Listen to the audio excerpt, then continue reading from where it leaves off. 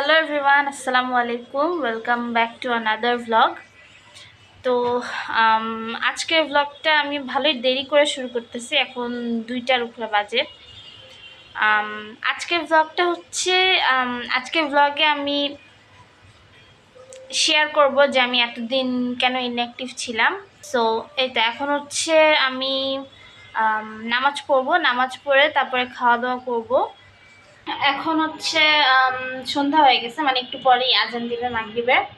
তো আমি এখন আম্মুকে একটু যে বেদানার জুস বানাই দিব, আনার আর কি, আনারের জুস। তো এটা এতক্ষণ ধরে ছিলে যে আনারগুলো বের করলাম। তো এখন এটার জুস বানাবো।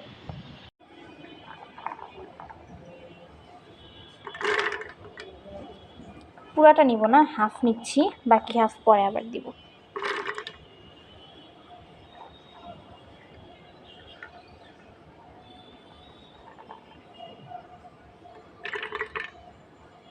পানি দিলাম, যে আজান দিয়ে দিচ্ছে মাগরিবের। এখন এটা ব্লেন্ড করব।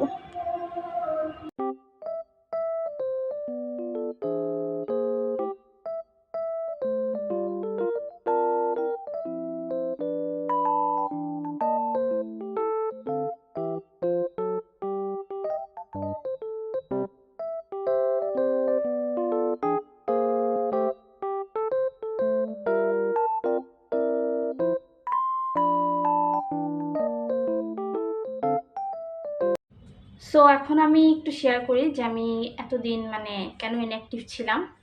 আমি তোমার ভ্লগে প্রায় সময় বলতাম যে আমার আব্বুর শরীরটা ভালো না, অ্যান্ড মোস্ট অফ দ্য টাইমই আব্বুর শরীর খারাপই থাকতো। সো বাট লাস্ট 1 মাস ধরে, 1 থেকে 1.5 মাস বা 2 মাস ধরে আব্বুর শরীরটা একটু বেশি খারাপ হয়ে যায়।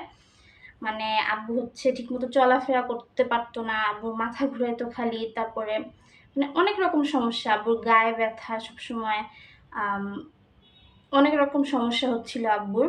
তো আব্বু হচ্ছে মানে একটু ডিলে করতেছিল ডাক্তার দেখানোতে। আমরা বলতাম, বাট আব্বু হচ্ছে ডিলে করতো যে আচ্ছা পরে দেখাবো পরে দেখাবো, এমন করতো। তো শেষ পর্যন্ত কিছুদিন আগে একটা ইনসিডেন্ট হয়। আব্বু হচ্ছে তখন আব্বুর হচ্ছে অনেক জ্বর ছিল, মানে আব্বুর মোস্ট অফ দ্য টাইম জ্বরও থাকতো। তো একটা ইনসিডেন্ট হয়, সেটা হচ্ছে মানে আব্বু রাতে তখন 3:30টার মতো বাজে। ওই সময় আব্বু ঘুম থেকে উঠে ওয়াশরুমে যায়। তো আব্বু হচ্ছে বলতো যে আমার আমার আমার চোখ অন্ধকার লাগে, আমি চোখে কিছু দেখতে পাই না, এভাবে বলতো। তো আব্বু তখন এভাবে বলে ওয়াশরুমে যায়। তো আম্মু কিন্তু মানে কোনোদিনও যে মানে আব্বু ওয়াশরুমে গেলে কখনো মানে দাঁড়ায় থাকে না, মানে যে ওয়েট করে না আব্বুর জন্য। বাট ওই দিন কীভাবে জানি আম্মু উঠে যায়, উঠে মানে আব্বুর জন্য লাইক ওয়াশরুমের সামনে দাঁড়ায় থাকে যে হ্যাঁ আব্বুকে নিয়ে যাবে আর কি, ওয়াশরুম থেকে আবার ইয়াতে নিয়ে যাবে, শুতে নিয়ে যাবে। তো আব্বু যখন ওয়াশরুমে ছিল তখন আম্মু দেখে যে আব্বু আস্তে আস্তে মানে সেন্সলেস হয়ে যায়। আম্মু লিটারালি মানে আম্মুর চোখের সামনে দেখছে যে কীভাবে আব্বু আস্তে আস্তে পড়ে যাচ্ছে আর কি, পড়ে লাইক ওয়াশরুমে পড়ে যাচ্ছিল। তো এটা দেখে তো আম্মু হচ্ছে মানে আব্বু পুরো সেন্সলেস ছিল। তো আম্মু চিৎকার চিৎকার দিয়ে আমাদেরকে ঘুম থেকে, মানে আম্মুর চিৎকারে আমি ঘুম থেকে উঠছি। দেন আমি গিয়ে দৌড় দিয়ে ভাইয়াকে ডাকলাম। তো আমি গিয়ে ফার্স্টে যেটা দেখি ওয়াশরুমের সামনে যে আব্বু মানে চোখ খোলা ছিল, কিন্তু কোনো কিছু বলতে পারছে না, কোনো সেন্স নেই। আমি জাস্ট এটা দেখে আমার খুব, আমি বলতে গেলে মানে সত্যি কথা বলতে আমি কিচ্ছু করতে পারিনি, আমি জাস্ট গিয়ে তাকাইছিলাম যে মানে কি হচ্ছে, আমি এত শক ছিলাম। তারপর আমি গিয়ে দৌড়ায় ভাইয়াকে ডাকি। দেন তো দাদু উঠে যায় ঘুম থেকে। তো আমরা সবাই আসি, একটা মানে কান্নাকাটি অবস্থা, আম্মু তো অনেক জোরে জোরে কান্নাকাটি করতেছিল। তো ভাইয়া এসে, আম্মু হচ্ছে আব্বুর মাথায় পানি দিচ্ছিল, আর ভাইয়া এসে কি করে মানে ভাইয়া এসে আব্বুর চোখের মধ্যে একদম জোরে একটা পানি ঝাপটা দেয়। আর ঠিক ওই সময় আব্বুর মানে সেন্সটা আবার ফিরে আসে। তো তখন আব্বুর মানে কিছু মনে নেই, আব্বু জানেও না যে আব্বু যে পড়ে গেছে হবে মানে ওয়াশরুমে। তো তখন আব্বু বলে যে কি হয়েছে, তোমরা এভাবে কান্নাকাটি করতেছো কেন? তো তখন আমরা বুঝলাম যে আচ্ছা তাহলে আব্বুর কিছু মনেই নেই। কি হয়েছে, মানে কীভাবে পড়ছে। আব্বু একদম সেন্সলেস ছিল। তো তারপরে এই তো কান্নাকাটি করে আম্মু আমাকে তাড়াতাড়ি বলে যে একটা মগে পানি নিয়ে একটু দোয়া পড়ে ফুদে পানিটা খাও। তো আমি দোয়া পড়ে দিলাম, পানিটা খাওয়ালাম। তো এভাবে কোনো রকম আম্মুর সাথে সাথে মানে আব্বু পুরা গায়ে পানি ঢেলে দিচ্ছিল আম্মু। তো তারপরে সাথে সাথে আর একটা জিনিস হচ্ছে, আব্বু তখন বমিও করতেছিল, মানে সেন্সলেস অবস্থায় আব্বু মানে বমি করতেছিল। তো তারপরে এই তো গায়ে পানি টানি ঢেলে আম্মু আর ভাইয়া কোনোভাবে আব্বুকে নিয়ে আসে রুমে। তো আবার শোয়ে। আব্বু অনেক উইক ছিল, অনেক, মানে আব্বু এসেই মানে ঘুমায় পড়ছে। তারপর আমরা একটু জোর করে আব্বুকে খাওয়ানো ট্রাই করি, আম্মু স্পেশালি। আম্মু হচ্ছে বারবার, আর একটা প্রবলেম ছিল এই 1-2 মাস ধরে যে আব্বু ঠিক মতো খেতে পারতো না, অনেক খাওয়া নষ্ট করতো, মানে খাওয়া একদম রুচি ছিল না। তো আর স্পেশালি লাস্ট 1 উইক এই ইনসিডেন্ট হওয়ার আগে, মানে 1 উইক ধরে তো আব্বু একটুও খেতে পারছিল না। সরি, আমার সোয়েটিং ড্রপ, আমি আসলে ফ্যান বন্ধ করে করতেছি, কারণ ফ্যান চালালে তো আওয়াজ আসবে। তো আম্মু অনেক জোর করে খাওয়ানো ট্রাই করে আব্বুকে, কারণ আব্বু পেট একদম খালি ছিল ওই দিন। ডিনারও আব্বু করে নাই ঠিক মতো। তো আম্মু হচ্ছে একটু ওটস বানাই দিচ্ছিল আব্বুকে, সেটা জোর করে খাওয়াইলো। আব্বু খাইছে একটু একটু, 2 চামচ খাইছে আর কি। তো 2 চামচ খেয়ে আব্বু আবার ঘুমায় পড়ে। এত উইক ছিল আব্বু, মানে বেয়ারলি চোখ খোলা রাখতে পারছিল।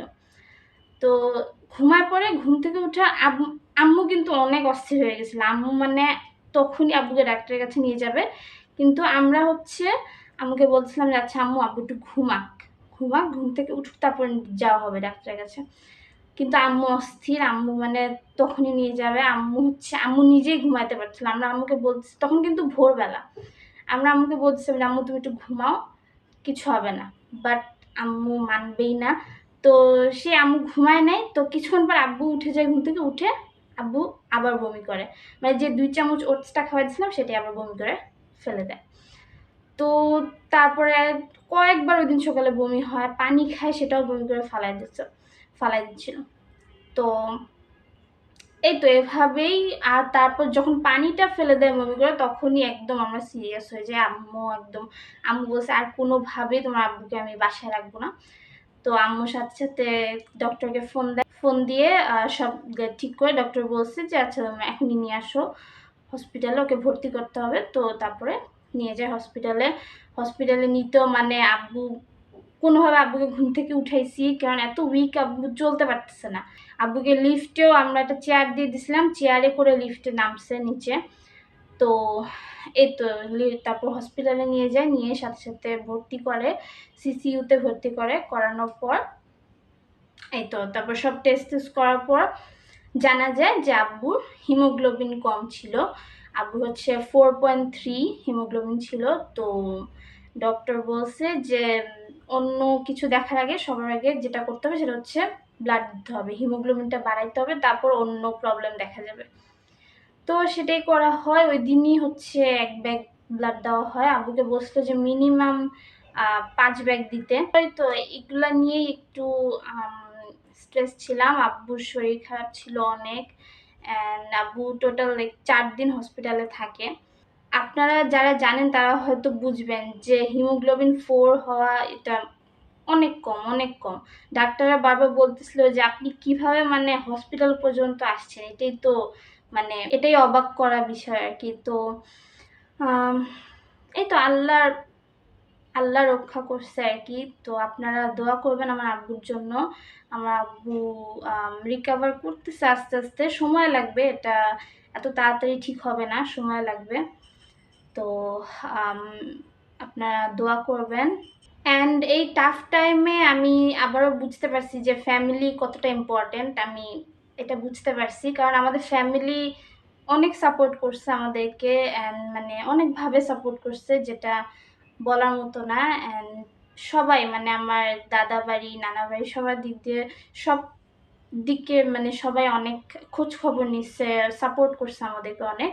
এটার জন্য আমি অনেক অনেক অনেক গ্রেটফুল, অনেক থ্যাঙ্কফুল। মানে ফ্যামিলি যে কতটা ইম্পর্টেন্ট এটা আমি বুঝতে পারছি আর কি আবারও।